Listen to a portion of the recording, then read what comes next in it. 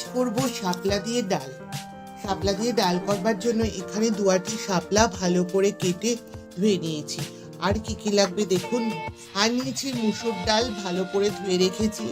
নিয়েছি মাঝারি সাইজের 2 পেঁয়াজ কুচি, আন্দাজ মতো সরষের তেল, সামান্য চিনি হাফ চামচ, স্বাদ অনুসারে লবণ, 1 চামচ হলুদ গুঁড়ো, 1 চামচ কালো জিরে, 1টা শুকনো লঙ্কা, 10 কোয়া রসুন আর 7টা কাঁচা লঙ্কা। লঙ্কাটা আপনারা যেরকম ঝাল খান সেটা বুঝে দেবেন। চলুন এবার রান্নাটা শুরু করি। কড়াই বসিয়ে দিয়েছি, গ্যাস অন করে কড়াইতে এবার সরষের তেলটা দিয়ে দিচ্ছি। তেলটা গরম হয়ে গেছে, তেলের মধ্যে দিয়ে দিচ্ছি 1টা শুকনো লঙ্কাকে 2 ভাগ করে। ফোড়নের কালো জিরে আর শুকনো লঙ্কাটা হয়ে গেছে, এবার এর মধ্যে আমি কোচানো পেঁয়াজটা দিয়ে দেব। পেঁয়াজটা একটু ভাজা ভাজা হয়ে গেছে, এবার আমি গ্রেট করে নেওয়া রসুনটা দিয়ে দিচ্ছি। এবার লঙ্কাগুলো একটু কুচিয়ে দিয়ে দিচ্ছি। এবার এর মধ্যে দিয়ে দেব ধুয়ে রাখা মসুর ডালটা।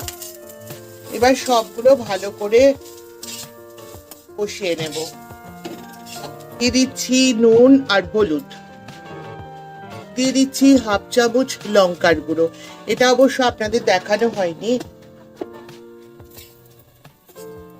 এবার সবগুলো দিয়ে ভালো করে আমি একটু কষিয়ে নেব।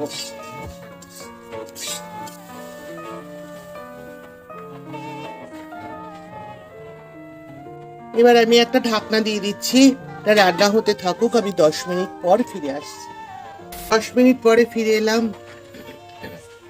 ডালটা অনেকটাই সেদ্ধ হয়ে গেছে, এবার আমি এর মধ্যে কেটে ধুয়ে রাখা শাপলাটা দিয়ে দেবো।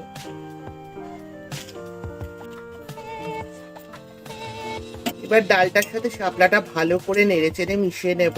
এটি একটি গ্রাম বাংলার হারিয়ে যাওয়া রান্না। অবশ্যই শাপলা দিয়ে ভাবে একবার ট্রাই করবেন, আশা করি খুবই ভালো লাগবে।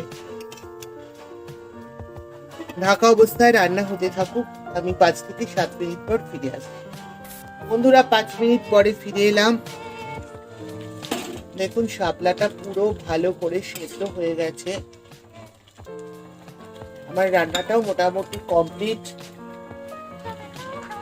এবার আমি দিয়ে দেব লঙ্কাগুলো। আমি এভাবে ছুরির সাহায্যে 2 ভাগ করে কেটে নিয়েছি। 3টে লঙ্কাকে এভাবে আমি কেটে নিয়েছি। লঙ্কাগুলো দিয়ে দেবো আমি। আর দিয়ে দেবো সামান্য চিনিটুকু রেখেছিলাম স্বাদটা ব্যালেন্সের জন্য।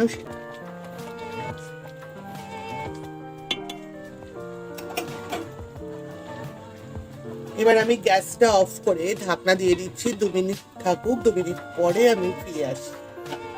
রেডি হয়ে গেল গ্রাম বাংলার হারিয়ে যাওয়া একটি রেসিপি, শাপলা দিয়ে ডাল। রেসিপিটি ভালো লাগলে লাইক করবেন, শেয়ার করবেন, চ্যানেলটিকে সাবস্ক্রাইব করে পাশে থাকা বেল আইকনটি ক্লিক করবার অনুরোধ রইল। ভালো থাকবেন, সুস্থ থাকবেন, ধন্যবাদ।